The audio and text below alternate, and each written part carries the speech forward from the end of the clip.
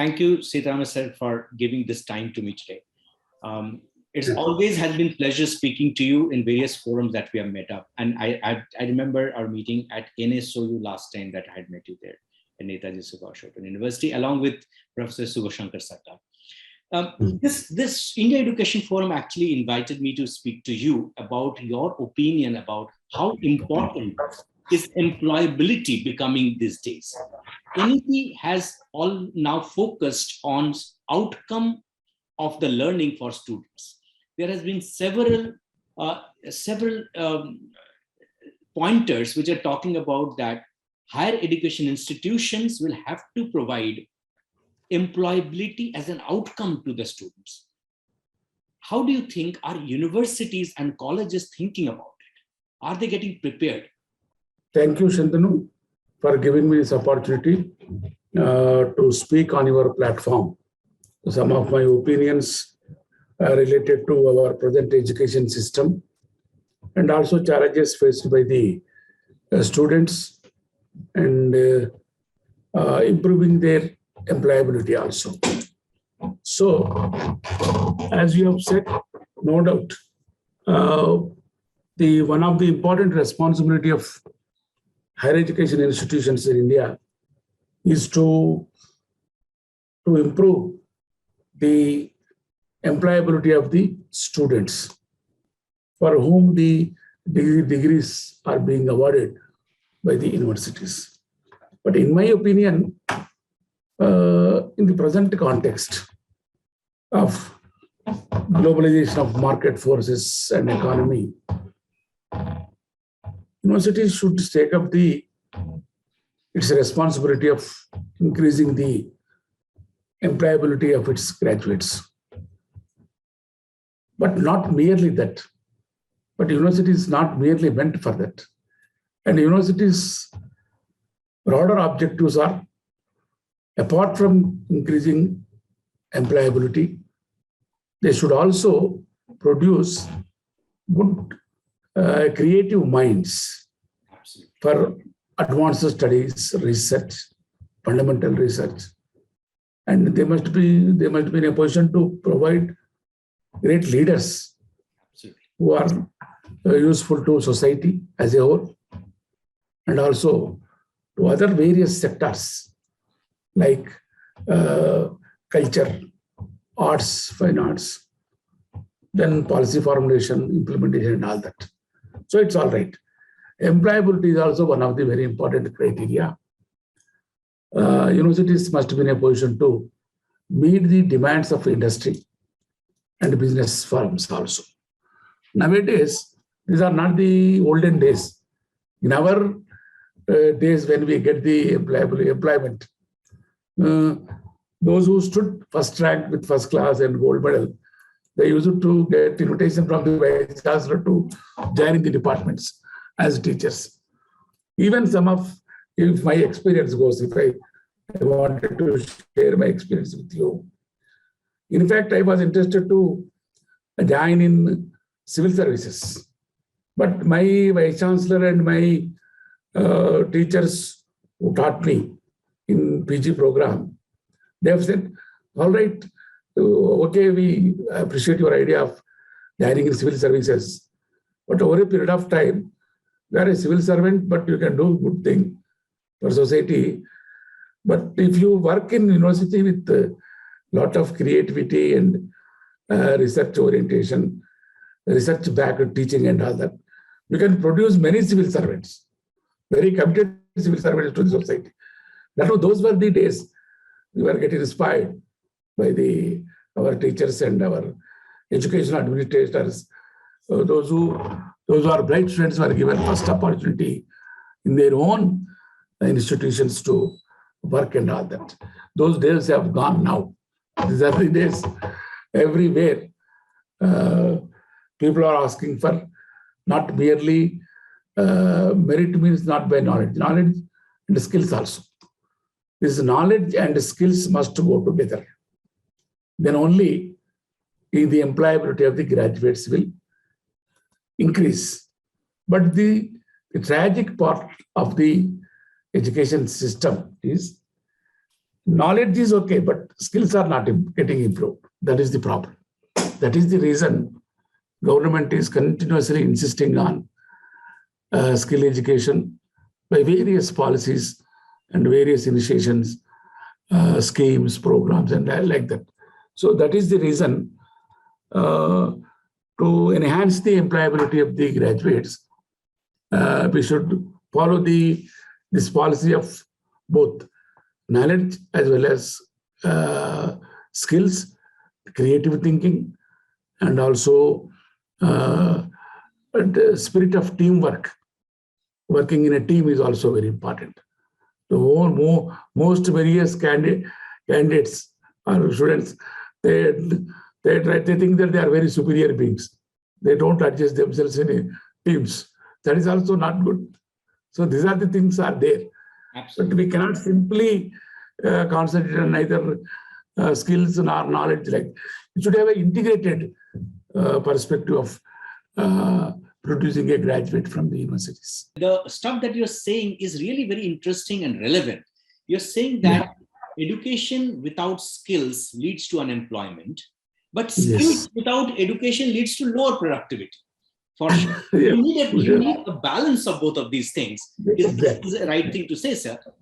And the second thing that you also alluded is that the signaling value of a degree was very different 50 years back, and it's very different today. And it's true, because the world has produced more graduates in the last 35 years than 800 years before that.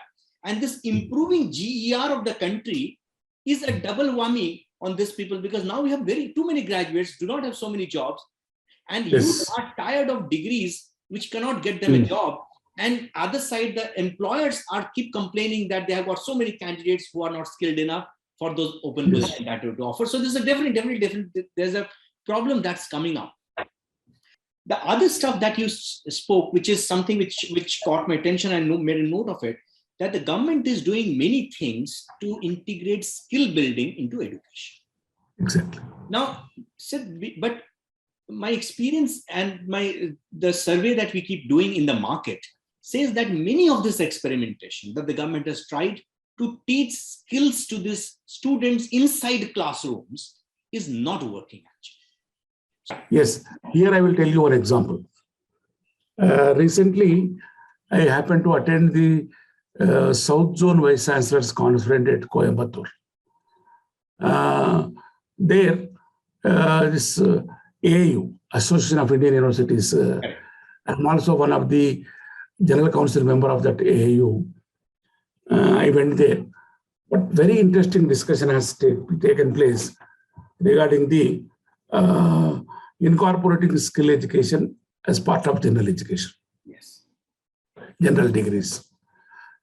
But now the new national education policy is also going to make very important contribution to that side. Absolutely. Especially academic credit bank system introduced by the government. And also multiple entry and multiple exit. Correct. If it is a graduation 3 years program or 4 years program, they can drop down at 1 year or 2 years. Absolutely. Then they can learn some other skills and skill sets and come back and do, and finally they can complete. That is wonderful opportunity. It is going to be available to all our students. That type of policy initiatives are definitely they are going to help. For example, you let me continue. For example, now, for example, government has introduced the skill education through various non-governmental organizations. Yes, whether it is Pradhan Mantri Kaushal Yojana, some sort of skill-oriented programs. Right. But what happened? There lot of experimentation has been done, and they have trained many students at intermediate level, +2 level, or 10th level, or graduate level. But finally, the absorption of these students is not even 10%. Absolutely. Yeah. How do you explain this? Absolutely correct. Definitely there is a lapse in the overall implementation of the program. We have to agree on that. But what they have said, instead of spending the money through NGOs, to what extent they are spending, where it is going, that is a different question. It needs a separate investigation. Absolutely. Completely. But then why government or governments ignore the open universities? Yes. Open university system is a wonderful system. You can implement skill education through open university systems. Absolutely. Every university nowadays are having skill development centers, but opportunities are very less for various reasons. There are so many reasons.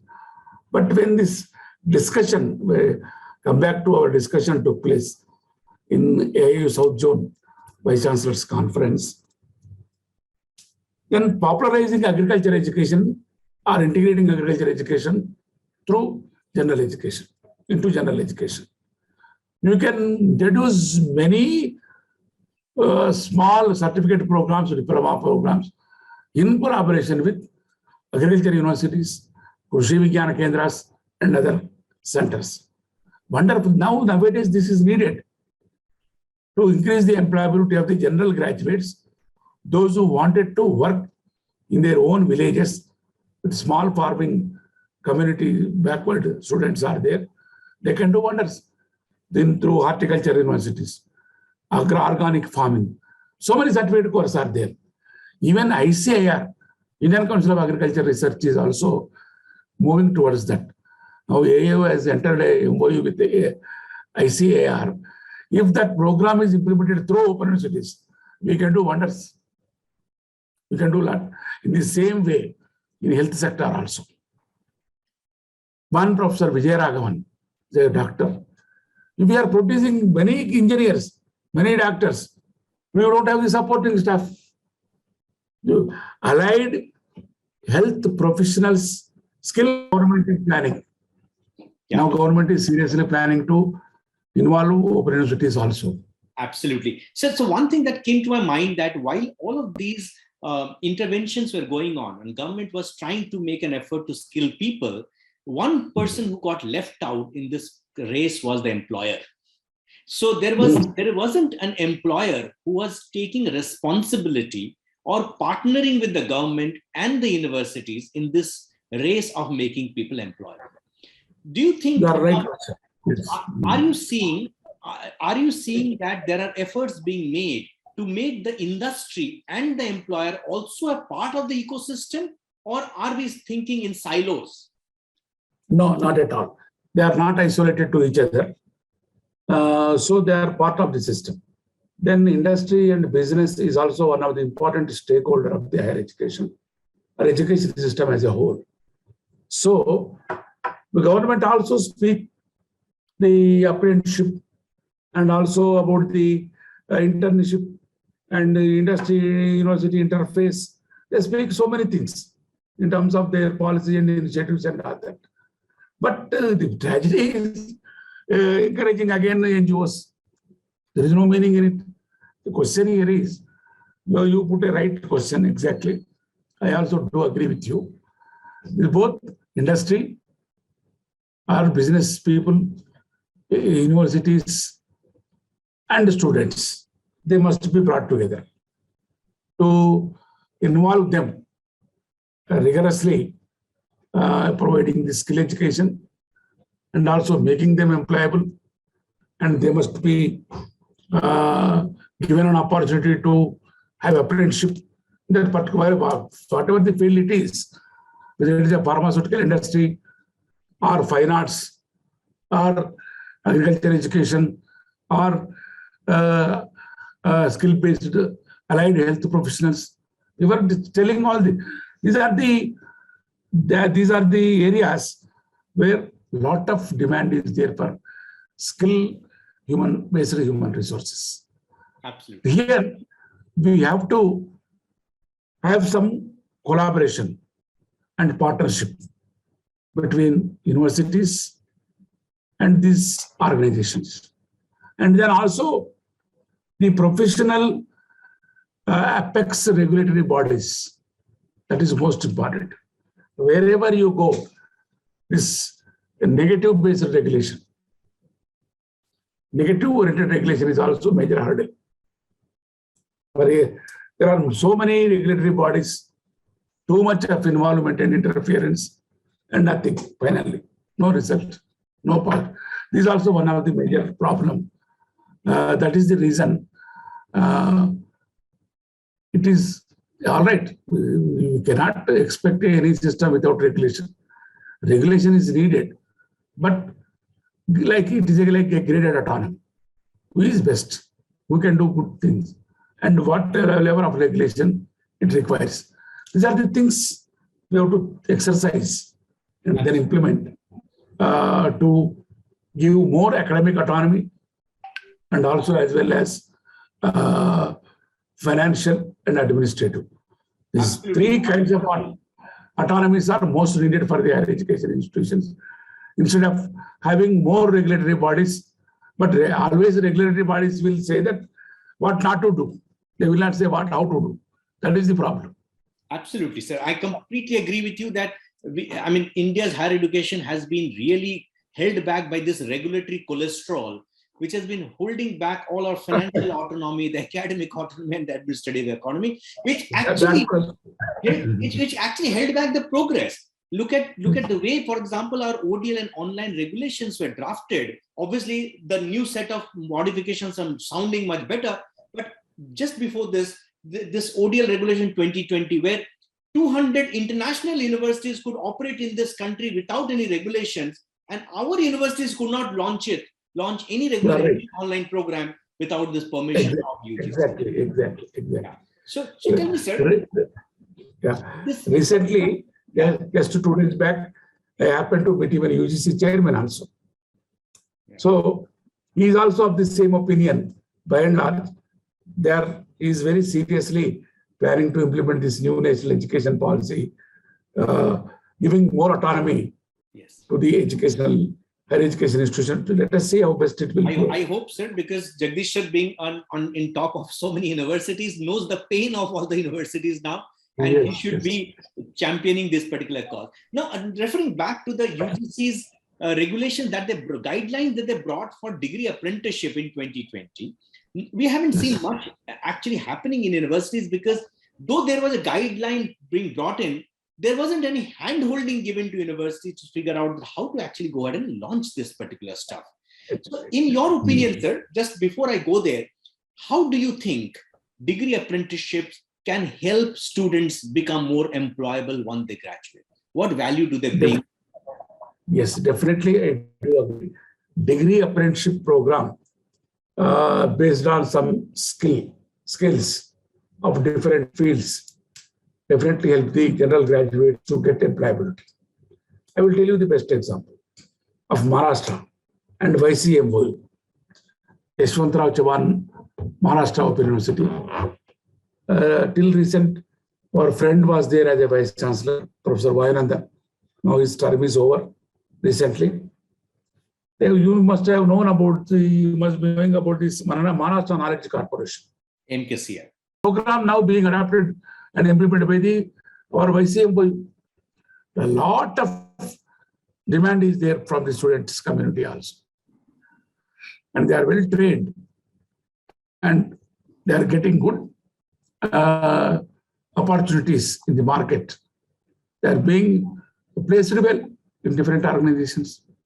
Different kinds of apprenticeship in management, commerce, trade, this pharmaceutical industry. A BSc graduate is given kind of a diploma training for 2 semesters or 1 semester in between of his undergraduate program. It's getting wonderful. It is an add-on program, value added, and he will get employment. And apprenticeship is given, internship is given by the selected that firm, and he will be paid internship, some scholarship like that, and he will learn the work there, and also certified by the body here, the industry as well as university. It is a clear-cut partnership is there. Absolutely. Whatever this entire curriculum and syllabus is also customized to the needs of that particular industry. Absolutely. Then being certified by the Open University, given by the Open University, then what is wrong with that? And it is very successful example still going on. Such type of apprenticeship and undergraduate programs must be evolved, keeping in with the needs of the industry, needs of the business. Absolutely. Depending on the local conditions again. That's what I am saying. And you cannot have always, people think of IT sector, computers, everybody will speak that only. It has its own limitation in the market. Now, the expanding sectors need to be tourism, then agriculture, agro-based industries, food processing industries. Like in Telangana, let us take the example of our own state. People are highly in demand. Then pharmaceutical industries. Now here in our Hyderabad, around us, there are many pharmaceutical industries. They have also started one industrial chemistry to our basic students. Earlier, we used to have this MOU with Ready Labs. Now with Apollo Hospital and other hospitals for healthcare management, like that, the entire syllabus and curriculum is customized according to their needs. But we are the certifying authority. Academic management is done by us. But however, this MOUs and this thing, but ultimately a sort of control and regulation must be exercised by the universities. But at the same time, partners should be there. It should not be like a franchise system and making things open and giving certificates as they like. It will lead to nuisance and less quality. Absolutely. What happened, some of them have abused this system also, encouraging everybody who panic and hurry who doesn't do anything and all that. That is also not good. Certain parents. Very rightly said. This partnership is something which is extremely good for the students and for the university. It should be a win-win approach. Absolutely. Both should gain. That is the most important. When you said that learning by doing is such a wonderful way of teaching. Ultimately, the point is, it should not becoming a money-making commercial activity. That's all. That is my point. So now that so degree apprenticeship looks like it is a new format of education which is also evolving alongside the traditional format of education. Do you think that in future it will have an important role to play in improving the GER of this country? Definitely. Once the demand is there, everybody will try to join. When you give flexibility of entry and exit, people will join. Some students, they will stop their education after first year. They learn some photography for 2 semesters and come back. Why not? In that way, both will take place. It is like a win-win situation to both student as well as institutions and also for industry. Absolutely, sir. So well said. The flexibility that you're talking about, the modular nature of the program where there is multiple entry and exit, removes this problem from the student's mind that he has to enter a college for 3 years continuous. Yes, there is no question of one go completing the entire program. Not necessary. It's an outdated system. And it's because the student now is a child of two parents. One is the university, other in the industry. Both of them teaching the kid and making him a better citizen and employable kid. So well said. Exactly. Completely agree with you in this case. The other thing that I wanted to check with you, sir, is that in India, we have also seen that I was looking at some of the statistics about how many students are taking class 10th examination, how many kids then take class 12th examination, and then how many kids actually go and enter college. My study was showing me, sir, there is almost a 60% students drop out between class 10th and entering college. Yes, you are right. 100%. And a large number of these kids drop out because of financial constraints.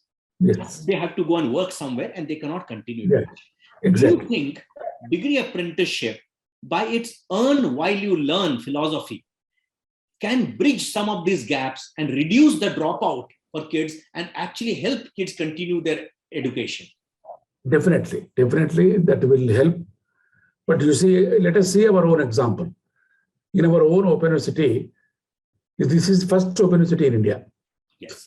established in 1982. After this university only, the same founder vice chancellor of this university went to national level to establish it. No, Indira Gandhi National University, Professor Ram Reddy, a great educationist. Even now, our strength is most rural background, educationally backwardness, economically backward. They are our source of our feedback from that. That is our catchment area for us. Absolutely. That way, they need earning at the same time while learning. Absolutely. These kind of programs with flexibility definitely help them.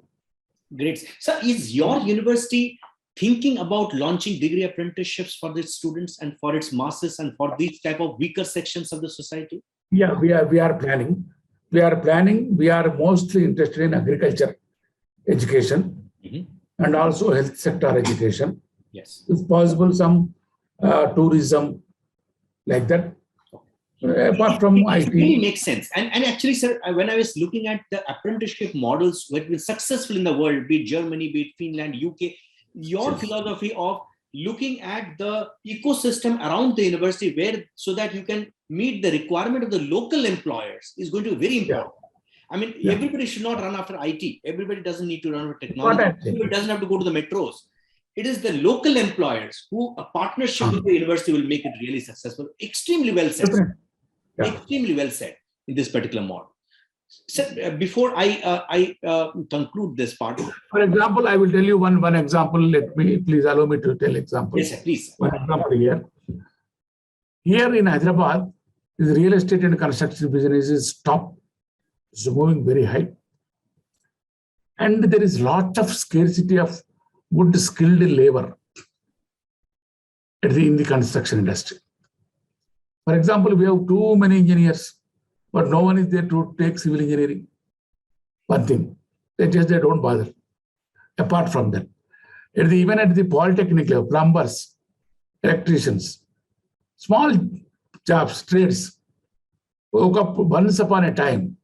This ITIs and polytechnics have played a very important role.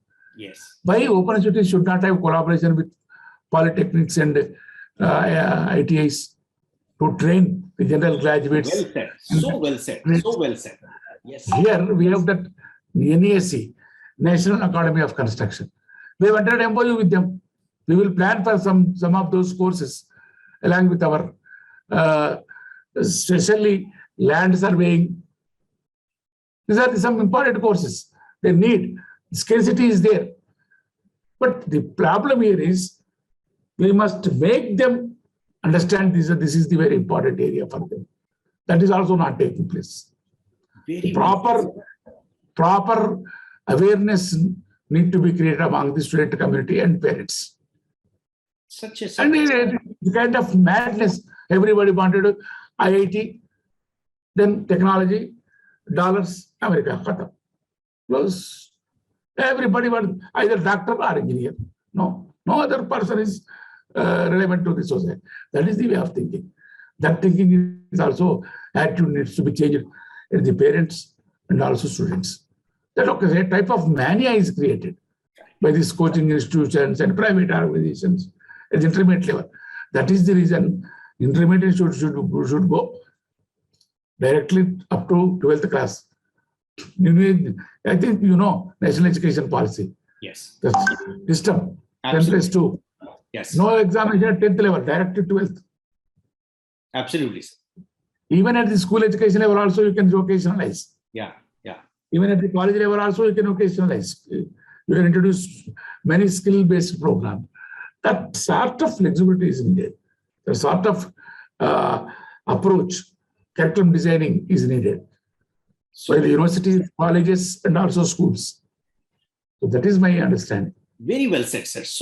And this is path-breaking when it's talk about a partnership between ITIs and open universities. Such a great way to think about the way you can combine skill building, education, career building together. Everybody doesn't need to go to technology. It's important, but ITIs, polytechnics, like NAC organization, NES, National Academy of Construction, Krishi Vigyan Kendras of Agriculture Universities, forest colleges, horticulture university, horticulture colleges. This type of collaboration is needed. Absolutely. And pharmacy industry here, construction business, why not? Absolutely. So well said, sir. So well said. Sir, before I close this interview, just your message to the students. Why do you think they should pick up degree apprenticeship as one of the alternatives for higher education in case they are serious about career building? What is the message to the students, sir? Exactly. Really, there are two things are there. If really the youngsters wanted to survive in the job market, and they must cultivate the habit of lifelong learning. Lifelong learning through various methods. So this apprenticeship of degree program is also one of the methods. For example, skilling, reskilling, upskilling, upgrading their skills also. It is a continuous process. So if they want to have their independence and economic support of their own, and they must also understand the this concept of earning at the time of learning also. That is the reason they must think, the younger generation should think twice, and they must shift slowly towards skill-based education through apprenticeship degree programs. That is my message to the young students of this generation. Thank you so much, sir. I'm sure students who will watch your message will understand the message that you're trying to tell them about learning by doing and earning while learning are really very, very strong proponents of higher education times to come. Modularity and stackable credentials will actually help put fuel to the fire and will help Indian higher education improve. The government people, the regulators must take note of the fact that universities will need autonomy in the academic, financial, and administrative matters to be able to make their own decisions and be accountable for everything else. Yes, better governance does not need more regulations for sure. Thank you so much for joining us, sir. And it's really interesting talking to you. Thank you so much. Thank you very much for giving me this opportunity. Thanks once again.